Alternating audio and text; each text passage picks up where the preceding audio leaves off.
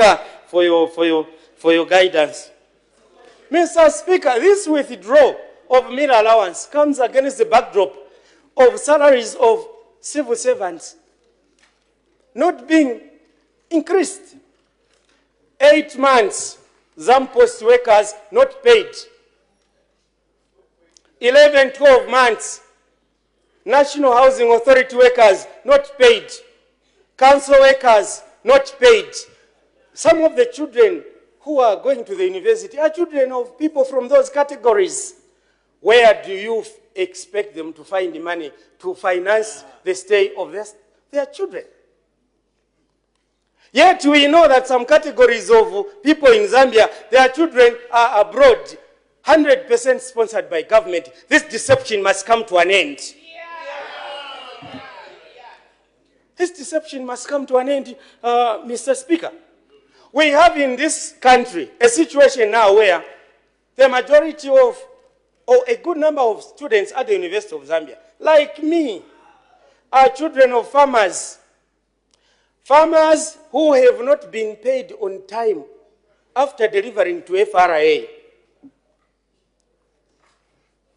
Mr. Speaker, farmers who have been given a ludicrous maize flour price, something that doesn't correlate with the cost of production. Farmers now being used as laborers to produce cheap maize in order that there should be national food security, in order to maintain security balance, national security balance in the nation at the expense of farmers. Yet the decision makers are comfortable. A group of failures failing to manage a country. Honorable Member for Choma, you are not supposed to debate your colleagues. You know that very well. I don't know why you're having difficulty in keeping personalities out of your debate.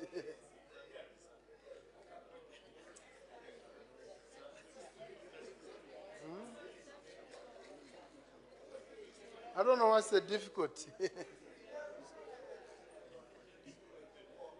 This is a policy issue. It's a policy issue. Policy issue. Continue. Thank you, Mr. Speaker, for your guidance. The point I'm trying to advance is that the University of Zambia, Copper Belt University, these are institutions that were created and predicated on a foundation of service with excellence. To be able to develop the country through human resource predicated upon the cream de la cream, those who are admitted at the University of Zambia, based on their brains and not how much their parents have. This is what we are saying. What type of a country do you want us to have? If those who can excel intellectually cannot make it because they don't have money. Bad government, bad decisions. 2021, you are out, just like Sesheke has given a signal. Mr. Speaker, how can you withdraw meal allowance from students when, on the other hand, you are constructing toll gates for $4.3 million? $4.3 million toll gates. When you are failing to avail funds for students. Mr. Speaker, fire tenders for $42 million. $273 million digital migration, the most expensive in the region. Ambulances, Mr. Speaker.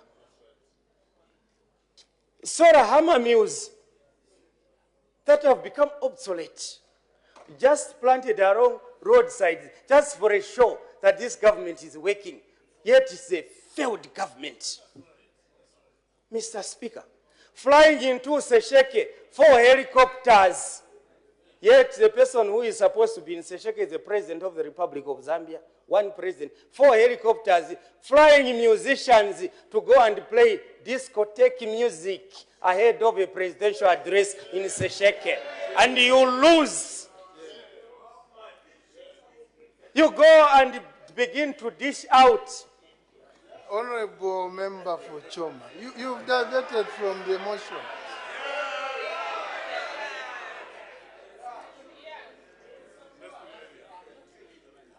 You want to wind up?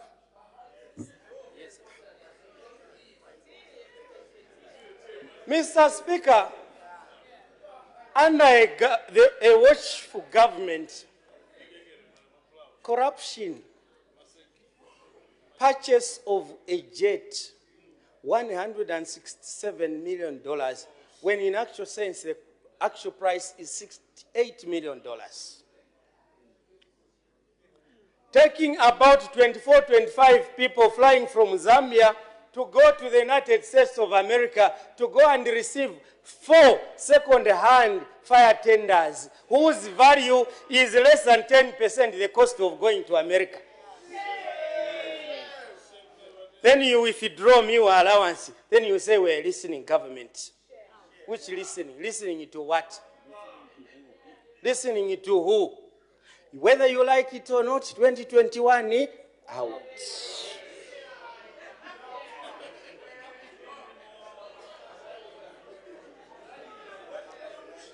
Mr. Speaker, we've had a situation in this country where education has been treated as a cost.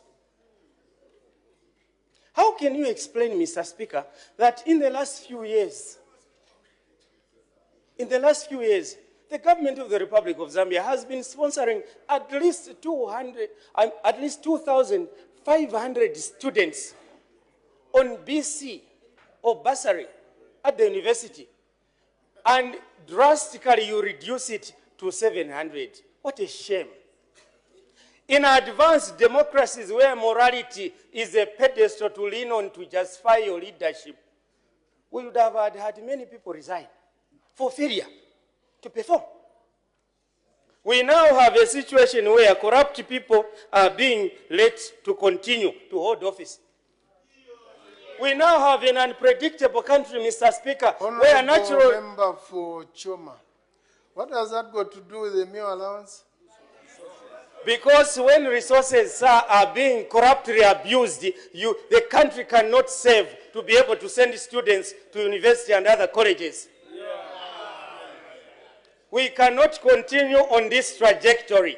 And this House should not be in conspiracy with aiding and defending corrupt people and its government.